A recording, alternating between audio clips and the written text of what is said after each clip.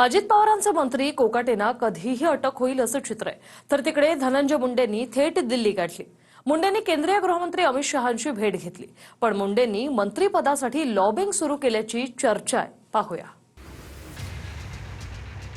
एकीकडे आपल्या पक्षाचे मंत्री माणिकराव कोकाटेंची आमदारकी जाणार हे स्पष्ट झालं. कधीही अटक होऊ शकते. तसं झाल्यास कोकाटेंचं मंत्रिपदही जाणार. पण त्याच वेळी धनंजय मुंडे तडकाफडकी दिल्लीत दाखल झाले आणि त्यांनी भाजपचे हायकमांड केंद्रीय गृहमंत्री अमित शहांची भेट घेतली. या भेटीमागे मंत्रिपदासाठी लॉबिंग असल्याची चर्चा आहे. तर धनंजय मुंडे दिल्लीत कशासाठी आले हे आपल्याला माहित नाही आणि त्यांनी कळवलंही नाही, असं त्यांच्याच पक्षाचे प्रदेशाध्यक्ष सुनील तटकरे यांचं म्हणणं आहे. धनंजय मुंडे दिल्लीत आले याच्याबद्दल मला काही माहीत नाही. माझा त्यांचा काही संपर्क झाला नाही, कारण आता मी सुद्धा इथूनच मुंबईला त्या ठिकाणी जायला निघणार असल्यामुळे जर काही त्यांचा संपर्क झाला तर मी जरूर त्यांना विचारेन त्यांचं दिल्लीचं येण्याच्या पाठीमागचं प्रयोजन नेमकं काय, कारण त्यांचा हायकमांड मुंबईत आहे. पक्षाचा माणूस येतो आणि सर इकडच्या सगळ्या खासदारांना फोन पण नाही, म्हणजे काहीतरी नाही असं नाही. काय त्यांचं कदाचित व्यक्तिगत काम असेल असं असू शकतं. काही व्यक्तिगत कारणासाठी सुद्धा ते येऊ शकतात, असे होऊ शकतं. बीडच्या मस्साजोगचे सरपंच संतोष देशमुखांच्या अतिशय निर्घुण हत्या प्रकरणात मुंडेंचा निकटवर्तीय वाल्मिक कराडच आरोपी नंबर 1 आहे. त्यामुळे मुख्यमंत्र्यांनी धनंजय मुंडेंचा राजीनामा घेऊन हकालपट्टी केली.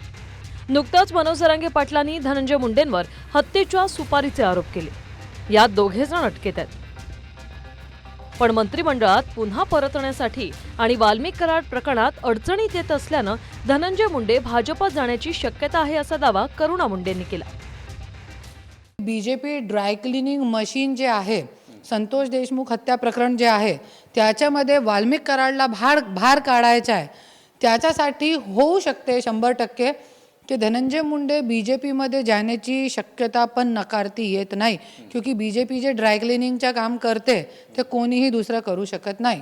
त्याच्यासाठी आपल्याला हे पण 100% खात्री आहे की धनंजय मुंडे बीजेपीमध्ये. धनंजय मुंडे आले ते नंतर मला त्यांनी फोन केला की मी आज दिल्लीला आलेलो आहो, काही दुसऱ्या कामानिमित्त. मी वेळ मागितली होती, कारण तेही जुने अमितभाईचे पर्सनली त्यांचे कॉन्टॅक्ट्स होते, कारण अनेक वर्ष ते बीजेपीमध्येही होते ना.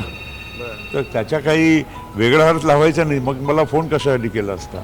आणि शेवटी मंत्री करायचे असेल तर राष्ट्रवादी काँग्रेस पक्षानेच करायचं आहे ना. यांना परत जामीन होणार नाही, यांना पण मंत्रिपद मिळणार नाही. परत परत परत परत सांगतो, वाल्मिक अण्णा कराड साहेबांना जामीन मिळणार नाही आणि आदरणीय धनंजय मुंडे साहेब मंत्री होणार नाहीत. तर धनंजय मुंडे पुन्हा मंत्री झाले तर 100 वाल्मिक कराड 1000 टोळ्या तयार होतील, असं संतोष देशमुखांचे भाऊ धनंजय देशमुख म्हणाले. असं जर काही झालं तर 100 वाल्मिक कराड, 1000 त्याच्या टोळ्या आणि शेकडो खून व्हायला लवकरच सुरुवात होईल. शासनाला करायचं असेल तर त्यांनी त्यांचा विचार जे काही पद्धतीनं करायचा आहे ते करावा. 100% दबाव येऊ शकतो, असं मी आज पत्र देखील माननीय उच्च न्यायालयामध्ये दिलेलं आहे. युती सरकारने जर यांना पुन्हा घेतलं, धनंजय मुंडे सारख्या व्यक्तीला की ज्याच्यामुळे बीडची वाताहत लागली, कराडसारखी माणसं अगदी मोकाटपणे सगळी अंधाधुंद करत होती, अशा व्यक्तीला जर परत युतीने घेतलं तर मला वाटतं की लोकांनी त्यांना सरसकट नकारलं पाहिजे. कारण अक्षरशः म्हणजे नालायक सरकार आहे असं माझ्या तोंडून खरंच कधी जात नाही, पण आता मला ती म्हणण्याची पाळी आली असं मला वाटतं. मात्र धनंजय मुंडेंनी ट्विट करून भेटीचं कारण सांगितलं. नवी दिल्लीत अमितभाई शहा यांची भेट घेतली. परळी वैद्यनाथ स्थित प्रभू वैद्यनाथ ज्योतिर्लिंग तीर्थस्थळाचा केंद्र सरकारचा प्रसाद योजनेत समावेश करण्याबाबत विनंती केली. या योजनेच्या माध्यमातून ज्योतिर्लिंग स्थळाचा विकास व कायाकल्प झाल्यास परळी शहरासह संपूर्ण बीड जिल्ह्याच्या विकासात एक मोठा व सकारात्मक बदल घडणार आहे. त्याचबरोबर मतदारसंघातील एका कारखान्यासंदर्भात चर्चा केली. पूर्वनियोजित वेळ घेतल्याप्रमाणे ही भेट होती.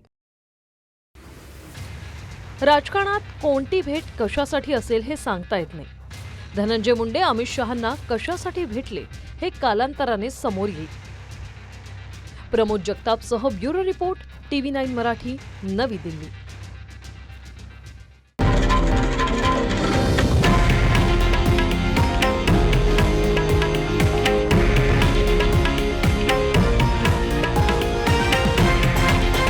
हे आहे देशातील नंबर 1 न्यूज नेटवर्क आणि आपण पाहत आहात TV9 मराठी, एकमेव.